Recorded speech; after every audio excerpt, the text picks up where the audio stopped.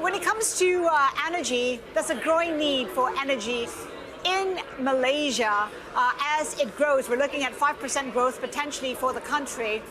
Is there a need perhaps that you'll have to curb, your exports of LNG, of net gas to protect the sources at home? Well, yeah, I mean, that's a real challenge for us because we've made commitments of no new coal plants for our target of net zero by 2050. We will be, in fact, I think we will be eventually looking at LNG imports into Malaysia, which is something which is quite remarkable because we are an exporter at this point of time.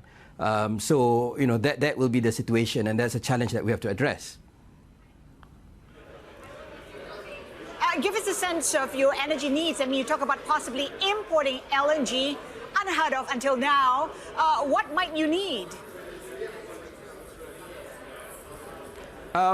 Yeah, I mean, I think, as we build the timeline towards 2050, currently we are using, we have 25% renewable energy capacity in our electricity generation. So 80% of the current generated energy is still coal and gas. So yeah, as we build up our solar plants, we retire our coal plants. We still have hydro, but there's limited room to build new hydro, particularly in Peninsular Malaysia. So that bridging role will be played by LNG imports for us to meet our energy demands. We know that Malaysia is trying to build and develop its green energy industry. We're also hearing perhaps from some of the states in Malaysia wanting to manage their resources. How do you respond to that? We've had productive discussions.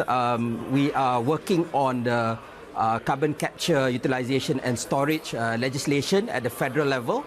And yes, I mean, there are, various views coming from the industry, from state governments. But I think, the government has been engaging, federal government has been engaging in fruitful discussions, and we will soon see a resolution to that so that we can use or utilize CCUS as part of our decarbonisation strategy. And at the same time, we are also having fruitful discussions with regards to the climate change bill, which will enable us to meet our international commitments by working together with our state governments as well with regards to addressing climate mitigation and adaptation. With regard to the states wanting to manage their own resources, how successful do you think they'll be, without federal support, the likes of tax breaks, incentives? Yeah, we believe that, climate change is something that it's a huge challenge, not just for state governments. It's a huge challenge for the federal government. It's a huge challenge for the region and, in fact, the world. And that is where I think, pooling our resources together matters. No state in Malaysia disputes that when it comes to reporting to the UNFCCC with regards to our commitments in the Paris Agreement, that is the role that the federal government plays, right? But we also recognize that, the states, they have their own strengths. Obviously, Sabah and Sarawak, our Borneo states, they have more powers than other states on the peninsula. But even for the peninsular states, they have their own focus with regards to rare earth, with regards to forestry policies. And we are coordinating all that so that we can have a coherent national policy. Give us a sense, Minister, of the kind of federal support that is willing to give to these states.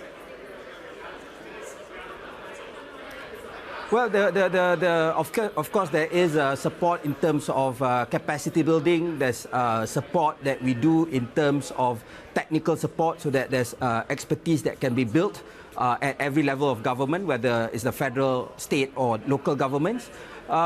Then there is also this new instrument, what we call the ecological fiscal transfer, that Malaysia introduced in 2019. And that started with, for the first time, we distribute money for forest conservation to the state governments. And that started with 60 million ringgit, and Prime Minister Anwar has increased it to 200 million ringgit per year distributed to the state. So that's some form of support. We are also working on a national carbon market framework, which will enable the states to unlock the natural carbon sinks in terms of trading in carbon credits. Minister, we're fast approaching the month of October, and from experience last year, this is the month when the whole region experiences the haze, which can cost governments a lot of money. What assumptions are you making about the haze this year? What are you preparing for? Well, I think so far, for us, we have had positive discussions. In Malaysia, I've spoken, to the state governments. I've spoken to our various ministries to overcome forest fires, peat fires in our country. But we've also had discussions with our colleagues in ASEAN, including with Indonesia. And I've also spoken to our plantation companies, because Malaysia has some plantation companies operating in Indonesia, so that everyone can play their role, and we will be able to address the issue of peat fires constructively, and hopefully we are able to handle the haze situation better this year. And we have the ASEAN agreement on transboundary haze pollution, which we may relook at ways to upgrade that agreement to have a more effective role in terms of addressing this problem. Minister, before we let you go, we know that Budget 2024 will be tabled next month. Anything we should be expecting in terms of your ministry? Budget 2025. Yes, for us, I think there is one of the main focus is with regards to empower our environmental department. We have, for example, increased fines for environmental crimes. It used to be a maximum of 100,000 ringgit. Now the maximum is 10 million ringgit. There's mandatory imprisonment up to 5 years. But there's also the need to empower the legislation itself, which dates back to 1974, and also the department. And I had a productive meeting with the Minister of Finance on how we can strengthen this as an enforcement measure, so that the demand from our citizens for cleaner and better environment can be addressed effectively by the government, and it can also it can raise its own revenue, hopefully.